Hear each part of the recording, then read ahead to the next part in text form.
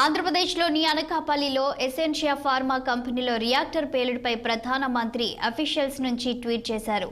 ఈ ఘటనలో 18 మంది మృతి చెందగా పలువురు గాయపడిన విషయం తెలిసిందే. ఈ ఘటనపై ప్రధాని నరేంద్ర మోదీ విచారం వ్యక్తం చేశారు. ఈ సందర్భంగా ప్రధాని మోదీ ఎక్స్ వేదికగా తన సంతాపాన్ని తెలియజేశారు. క్షతగాత్రులు త్వరగా కోలుకోవాలని మోదీ ఆకాంక్షించారు. అనకాపల్లిలోని ఫ్యాక్టరీలో జరిగిన ప్రమాదంలో భారీ మొత్తంలో ప్రాణ నష్టం జరగడం తీవ్రంగా బాధించింది. ప్రియమైన వారిని కోల్పోయిన వారికి సానుభూతి తెలియజేస్తున్నాను. క్షతగాత్రులు త్వరగా కోలుకోవాలని మృతుల కుటుంబాలకు PMNRF నుండి 2 లక్షల రూపాయలు ఎక్స్గ్రేషియా ఇవ్వడం జరుగుతుందన్నారు. అలాగే క్షతగాత్రులకు 50,000 రూపాయలు అందజేస్తామని PMO ఎక్స్ పోస్టులో పేర్కొన్నారు.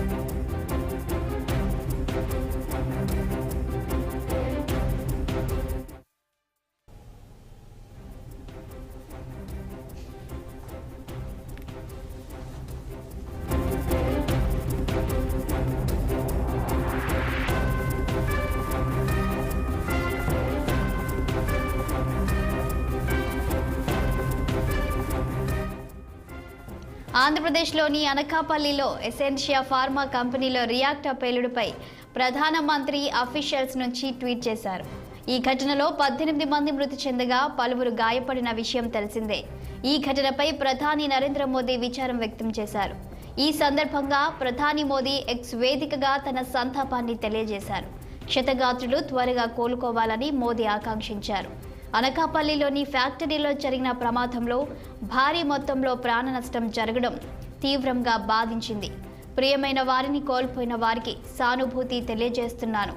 క్షతగాత్రులు త్వరగా కోలుకోవాలని మృతుల కుటుంబాలకు PMNRF నుండి 2 లక్షల రూపాయలు ఎక్స్గ్రేషియా ఇవ్వడం జరుగుతుందన్నారు.